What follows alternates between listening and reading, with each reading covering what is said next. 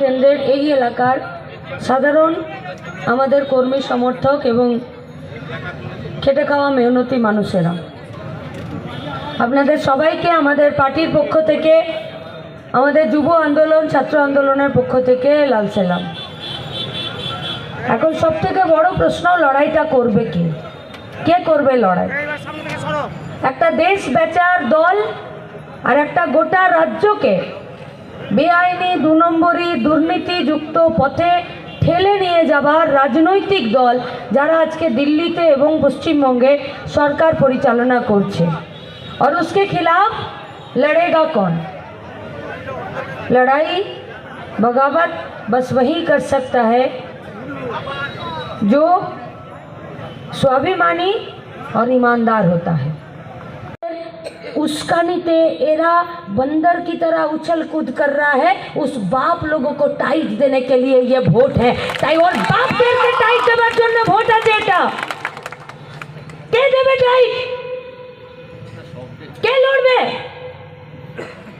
যারা তৃণমূল থেকে ভোটে দাঁড়িয়েছে তারা এখন ধোয়াতে কারখানা খুঁজে বেড়াচ্ছে। আর সুকৃতি বাবুর মাস্টারমশাইয়ের অপোজিটে আরও একজন বিজেপি থেকে দাঁড়িয়ে আছেন, উনি আবার গরুর দুধে সোনা খুঁজে বেড়ান। না তো ধোঁয়াতে কারখানা পাওয়া যাবে, না তো গরুর দুধে সোনা পাওয়া যাবে। শক্ত মাটিতে জান কবুল করে লড়াই করলে আর ভোটের দিন দাঁতে দাঁত চিপে বুথের লাইন থেকে না বেরোলে নিজের কাজ, নিজের পেটের ভাত আর মাথার ছাদ পাবেন। তাই সিদ্ধান্ত আপনাদেরকে নিতে হবে, ধোঁয়াতে কারখানা খুঁজবেন নাকি গরুর দুধে সোনা খুঁজবেন, নাকি বুথের লাইনে দাঁতে দাঁত চিপে দাঁড়িয়ে সুকৃতি ঘোষালকে খুঁজবেন আর লাল ঝান্ডাতে ভোটটা দিয়ে এই দেশকে, এই রাজ্যকে বাঁচানোর জন্য আপনিও একজন সৈনিক হিসাবে নাম লেখাবেন। ইউনিট হলে 9 টাকা 22 পয়সা, আজকে বলছে 118 ইউনিট হলেই 9 টাকা 22 পয়সা। দম আছে? তৃণমূলের এমপি আর বিজেপির এমপি পার্লামেন্টে বসে ইলেকট্রিক বিলের দাম কমানো, ইলেকটোরাল বন্ডে টাকা না নেওয়া, 100 দিনের কাজের টাকা ফেরত পাবার জন্য এদের লড়াই করা।